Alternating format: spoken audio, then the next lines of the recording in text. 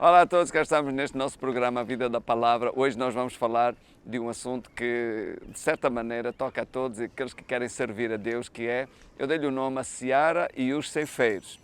É um assunto curioso e nós vamos tratar dele agora mesmo, por isso, fica aí.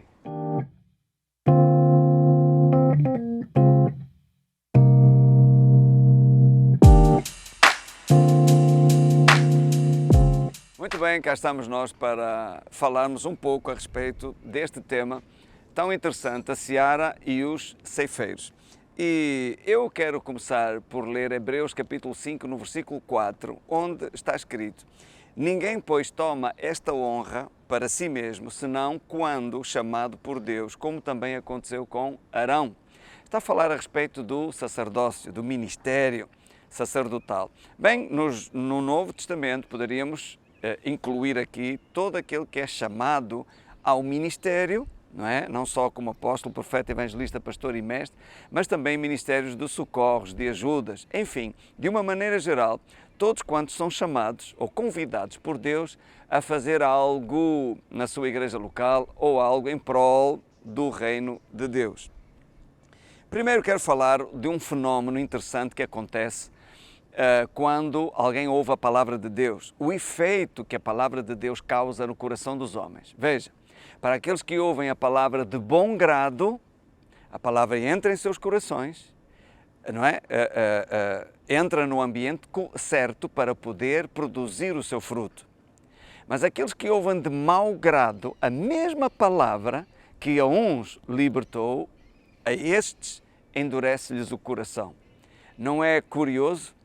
Veja, li, aliás, uma situação que em Israel cientistas e arqueólogos descobriram num túmulo e em ruínas romanas de 2000 anos atrás sementes de tamareira. E diz que semearam essas sementes no ambiente certo, com fertilizantes, regaram, e 6 dessas sementes produziram a tamareira. Não é curioso que por 2000 anos aquelas sementes estiveram em potes de barro, dentro de um túmulo ou enterradas em ruínas e não produziram absolutamente nada. Mas quando foram colocadas no ambiente certo, elas produziram segundo a sua espécie. O mesmo acontece com a palavra de Deus. A palavra de Deus, a Bíblia, são letras impressas em papel. Não tem nada de mais. É um livro como outro qualquer nesse sentido. Mas quando você pega naquelas palavras e as coloca em seu coração, em seu espírito, elas revelam a vida que elas têm e a palavra de Deus vai produzir o seu fruto. Então, preste bem atenção a isto. Quando ouvimos a palavra de Deus com o coração aberto, ela entra no nosso coração e produz o seu fruto, transforma a nossa vida. Mas quando ouvimos de mau grado, quando rejeitamos o que estamos a ouvir da palavra de Deus, o nosso coração fica endurecido e, embora estejamos a ouvir a palavra, ela não produzirá fruto algum na nossa vida. Agora, é do nosso coração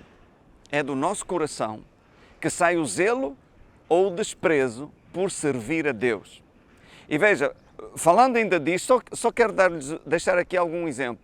Veja Faraó, quando ouviu a palavra de Deus, endureceu o seu coração.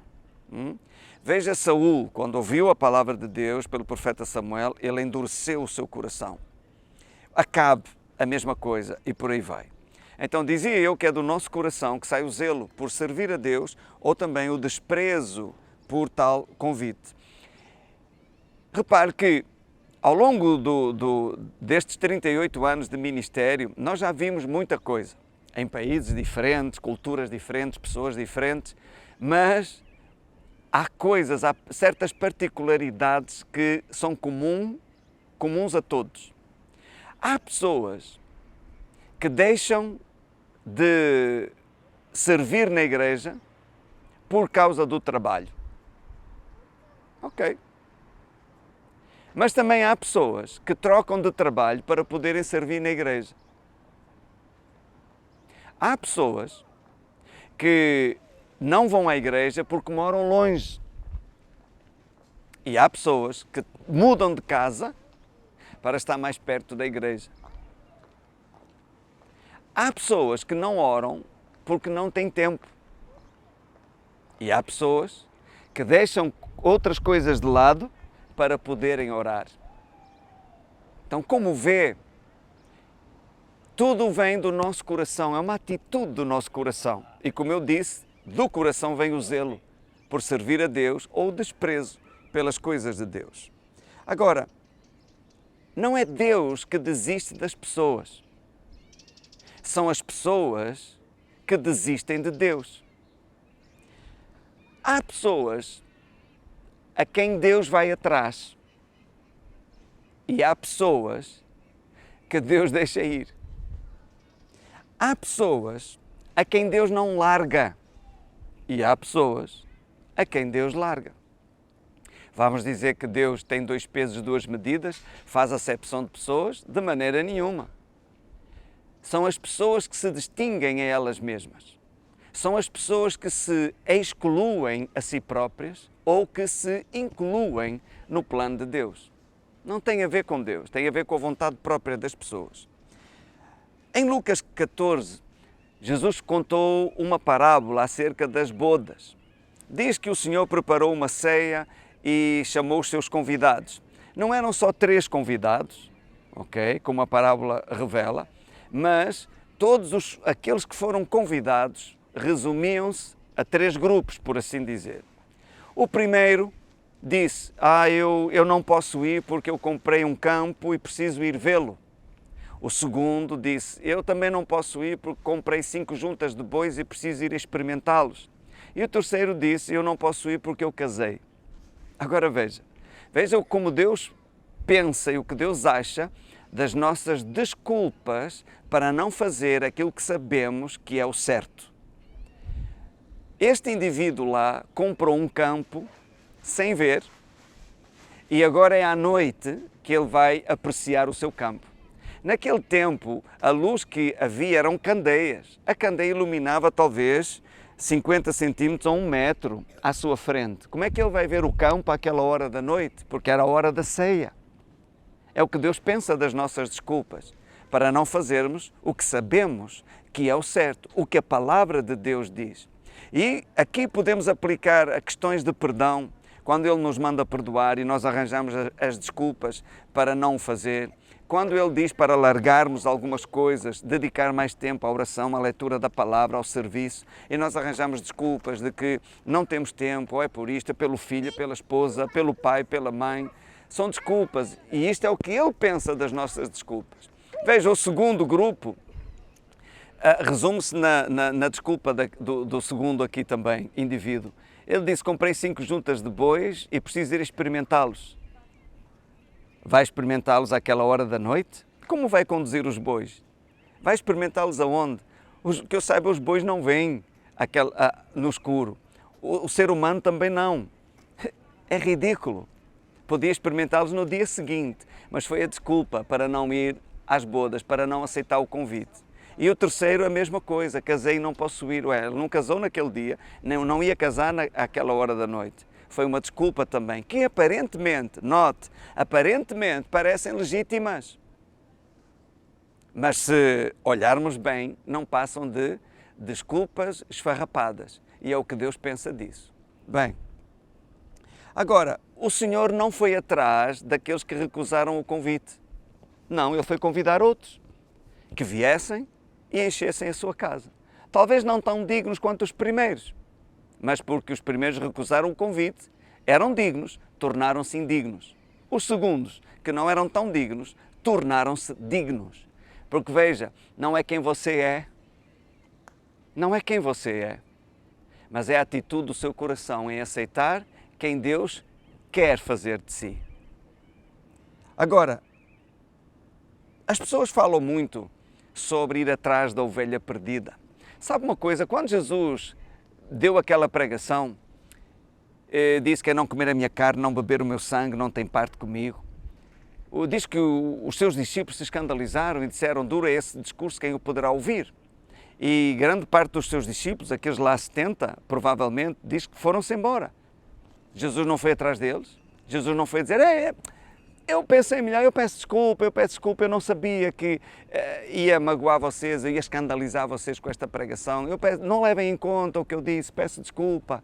Não. Jesus voltou-se para os 12, que foi os que ficaram, e perguntou-lhes, e vós quereis ir também? Agora, depois disso, Jesus disse, as palavras que eu vos falo são espírito e são vida. E Pedro mesmo, em resposta à pergunta de Jesus, disse, para onde iremos nós? Só tu tens palavras de vida eterna. Então veja, as palavras que Jesus chamou de espírito e vida, palavras das quais Pedro mesmo disse, são palavras de vida eterna, para uns foi escândalo e afastaram-se do próprio Jesus, mas para outros, palavras de vida eterna. A mesma coisa acontece nos nossos dias hoje, dos nossos púlpitos. Quando ouvimos a palavra de Deus, o que faz ela ser espírito e vida, palavra de vida eterna ou de escândalo, é a sua atitude. É a maneira como você ouve, é a disposição do seu coração para mudar. Não vale a pena culpar o pregador, porque o problema não está no pregador, mas na atitude do seu coração enquanto você ouve a palavra. Repito, Jesus nunca foi atrás de quem não o quis seguir. Agora, Jesus ia atrás de quem, embora dando desculpas, mas eram sinceras, eram válidas, não era desprezo pelo convite, era reconhecimento de incapacidade. Mas sabe, quanto maior for a nossa incapacidade humana, maior será a intervenção divina. Agora, a ovelha perdida não é a ovelha que sabe o caminho do aprisco, mas não quer ir. Ela não está perdida. Ela está longe do aprisco por vontade própria. A ovelha perdida é aquela que quer ir para o aprisco, mas não dá com o caminho. A essa, sim, diz que o pastor deixa as 99 e vai em busca dela até encontrar, e quando a encontra faz uma festa. Então, a ovelha perdida não é aquele crente que sabe onde é a igreja, mas não quer ir porque está ofendido, porque não gostou da última pregação, por isto ou por aquilo. Essa não é a ovelha perdida. A ovelha perdida é aquele que anda em busca da verdade, mas não sabe onde a encontrar, não sabe onde ela está, ou por alguma tribulação, algum problema, a pessoa ficou como que impedida de estar na igreja. Essa é a ovelha perdida, não a outra. Mas repito, Jesus nunca foi atrás de quem não o quis servir. Agora, vemos na Bíblia muitos exemplos de homens e mulheres que, diante do convite de Deus, eles também deram as suas desculpas. Mas repito, não foi desprezo pelo convite, mas reconhecimento de incapacidade para tal obra. Viram que foram convidados para fazer algo maior que eles mesmos e não viram em si capacidade para tal. A estes, Deus não largou. Deus foi atrás. Deus não desistiu. Em alguns casos, Deus até se irou com as desculpas que a pessoa estava a dar, mas nunca desistiu dela. Veja, Moisés, quando foi chamado por Deus, Moisés deu a desculpa de que era pesado de língua. Algumas pessoas dizem que talvez ele fosse gago. Talvez não. Talvez ele estivesse a referir-se, era que há 40 anos que não falava egípcio. Já não sabia a maneira de falar do Egito, articular as palavras. E usou isso como uma desculpa. Mas Deus o incentivou a ir. Deus disse, eu serei com a tua boca. Ele volta a dar a desculpa e diz, Deus irou-se com ele. E levantou Arão para falar em seu lugar. E Deus disse, ele é fluente, ele falará em teu lugar. Mas não desistiu. Ora, Moisés, na verdade, poderia ter medo, receio, mas o facto dele dizer que não era mais fluente não era uma desculpa a desprezar o convite de Deus, era o reconhecimento de uma incapacidade. Mas, por exemplo, Abraão foi chamado para ser pai de uma multidão de nações. Ele, nem um filho, ele poderia ter sequer. Outro caso, Jacó. Jacó não era o primogênito, mas ele não desistiu até alcançar a bênção da primogenitura. Porquê? Porque ele honrou o que era de Deus. Ele desejou o que era de Deus e lutou com um anjo para conseguir a bênção. José era o mais novo de 12 irmãos, mas não deixou de sonhar. Gedeão era o filho mais novo da família mais pobre da sua tribo, Manassés. E, apesar das suas desculpas todas, Deus não desistiu dele para que ele cumprisse o propósito de libertar Israel da mão dos midianitas. Ruth era uma moabita, inimiga do povo de Deus, mas entrou na genealogia de Jesus. Porquê? Por ter honrado e valorizado as coisas de Deus. Raabe era uma prostituta condenada ao esquecimento, mas entrou igualmente na genealogia de Jesus também. E porquê? Pela sua fé em Deus. Agora, como é que eles conseguiram? Como? Se você reparar, todos eles têm 3 coisas em comum. Primeiro, eles confiaram em Deus, honraram a Deus, honraram o convite, creram em Deus, confiaram em Deus, esforçaram-se. Quando eu digo esforçaram-se, houve coisas da vida deles que tiveram que deixar para trás para poder honrar o convite que lhes foi feito. E terceiro, deixaram-se transformar ao longo do caminho, deixaram-se moldar para poder cumprir na plenitude o que Deus tinha para eles. Sabe, há coisas que Deus não nos pede, mas que espera que as façamos. Você vê, por exemplo, a parábola dos talentos. O Senhor não pediu que eles negociassem, no entanto, Ele esperou que o fizessem. Veio para pedir contas. No caso dos 10 leprosos, clamaram a Jesus: tem misericórdia de nós, filho de Davi. Jesus disse: ide, mostrei-vos aos sacerdotes. Eles foram e no caminho perceberam que estavam curados. Um voltou para trás para dar graças a Deus pelo seu milagre. Os outros simplesmente foram. Aí o Senhor perguntou: não eram 10? Onde é que estão os outros 9? Só um voltou para dar glória a Deus. Mas o Senhor não pediu que eles voltassem quando se vissem curados, mas Ele esperava que o fizessem para agradecer o bem recebido. Então, como disse, há coisas que Deus não nos pede, mas que espera que as façamos. Por outro lado, há coisas que Deus nos pede e que necessariamente Ele nem quer que as façamos, mas é só para ver o estado do nosso coração e até que ponto estamos dispostos a obedecer-lhe. Abraão, Deus pediu que ele oferecesse Isaac em holocausto, lá no monte. Abraão foi. Abraão obedeceu, libertou a sua fé para voltar com o seu filho em vida. Subiu o monte dizendo: Deus proverá. Aí Isaac torna-se uma figura de Jesus. A caminhada são 3 dias até ao lugar do sacrifício. Jesus teve 3 dias também debaixo da pena de morte. Sobe o monte com a lenha do sacrifício nas costas. Jesus subiu o monte com o madeiro às costas também. Abraão respondeu: Deus proverá para si o cordeiro para o sacrifício. E realmente já estava a provisão feita. Abraão não viu, mas já lá estava o cordeiro para o sacrifício. Mas quando ele obedeceu a Deus, então ele viu que a provisão afinal já estava feita. Quando ia imolar Isaac, o anjo do Senhor bradou-lhe dos céus e disse: não faças tal coisa, agora sei que temes a Deus. E o abençoou ali. Vê? Deus pediu algo que não queria necessariamente que ele fizesse, mas foi para provar o seu coração e ver até que ponto ele estava disposto a obedecer. O mesmo pode acontecer consigo e comigo hoje. Deus é o mesmo, Ele não muda. O nosso coração é que deve sempre estar disposto a obedecer, a colocá-lo em primeiro lugar na nossa vida, acima de tudo e acima de todos. Ele é o primeiro.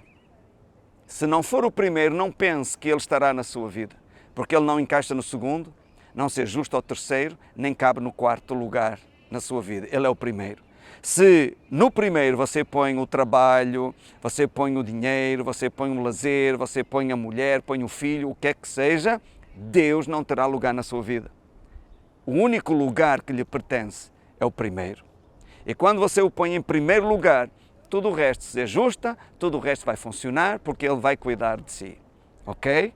Muito bem. Eu espero que esta palavra tenha ajudado você a perceber melhor o que Deus espera de si também. Vemo-nos no próximo programa e até lá, fique na paz.